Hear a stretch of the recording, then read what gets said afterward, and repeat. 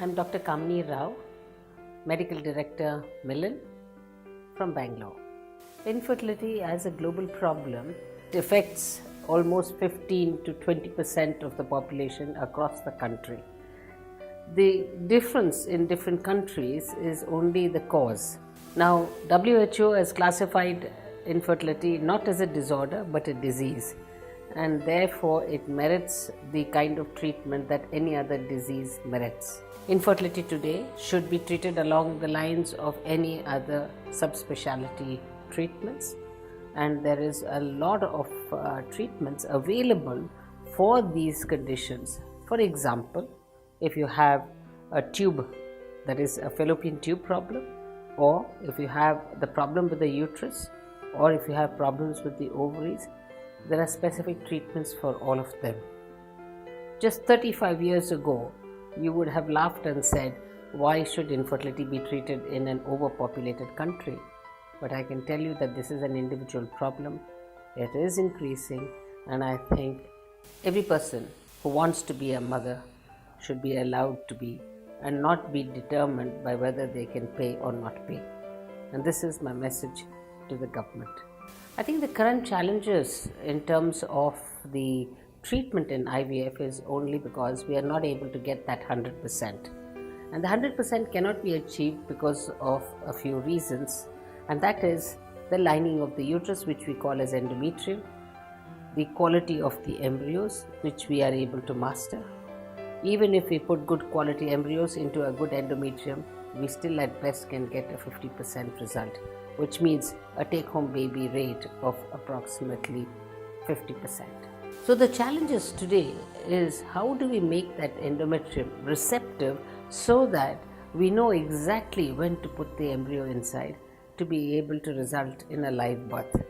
And I think most of the research that is going on is in this direction of the endometrium. We've seen a lot of factors coming out with the blood tests as well as the endometrial biopsies, but still they all form a group of tests that at best would not really scratch the surface of the problem. As long as the endometrium still remains elusive, we'll still not be able to reach that 100% success.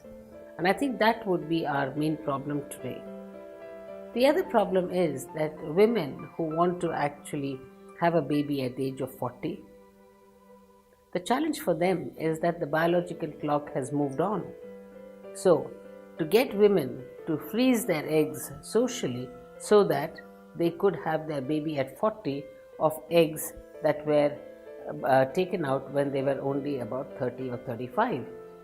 So this is one of the scientific advances that have allowed women to continue their profession and still be able to have their baby at a time when they want to have a baby, and also give it the quality love and time. The guidelines that we have today is the ART bill of 2014. However, the government of India has come up with the surrogacy bill and has not actually sent it back to the ART guidelines committee, which was formed by the government of India to actually deliberate on this. The controversy here is that the surrogacy bill cannot be passed without the ART bill, because there cannot be any surrogacy without ART.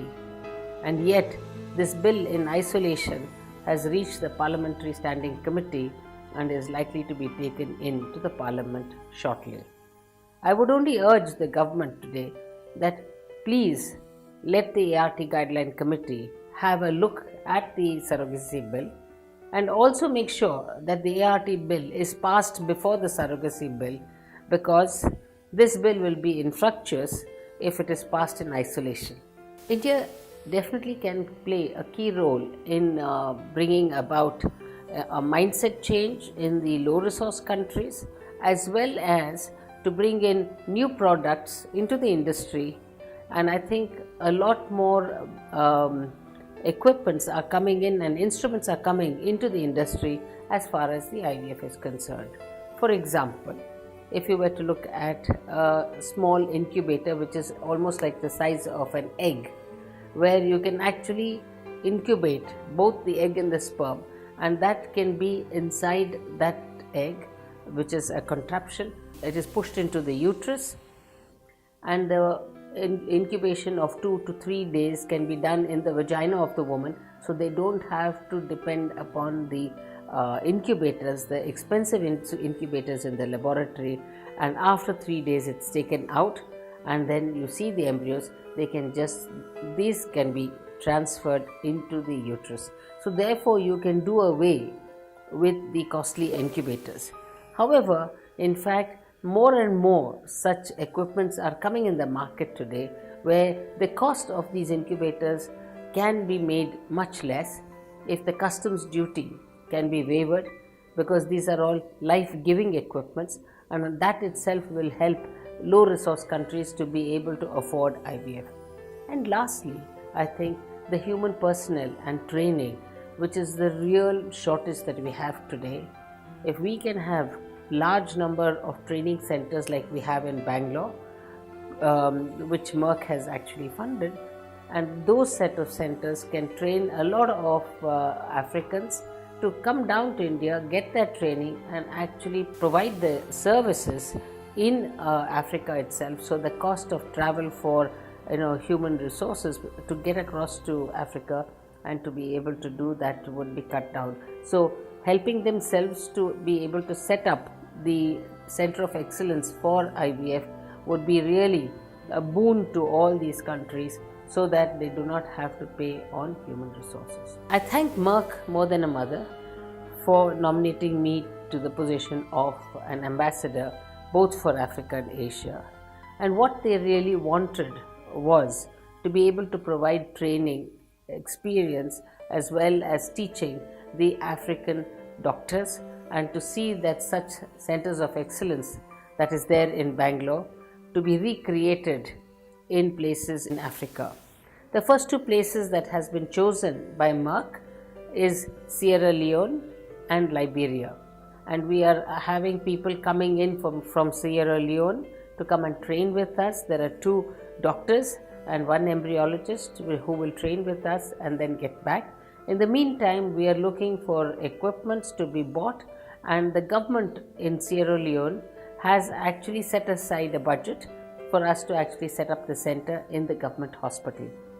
I personally will be there to see that the center will start off, and hopefully this will be the mother plant that will be able to get many more centers of excellence in other countries of Africa.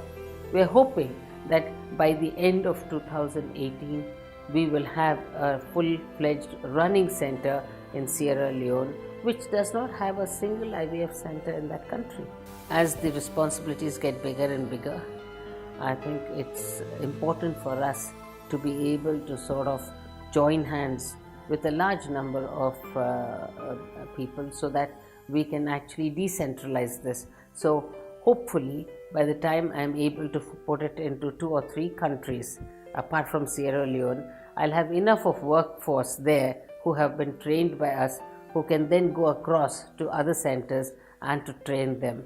I would like to do the same thing in Asia, and I certainly would look forward to countries like Myanmar, Mongolia, Vietnam. These are the countries I would like to see that we have good centers in that country.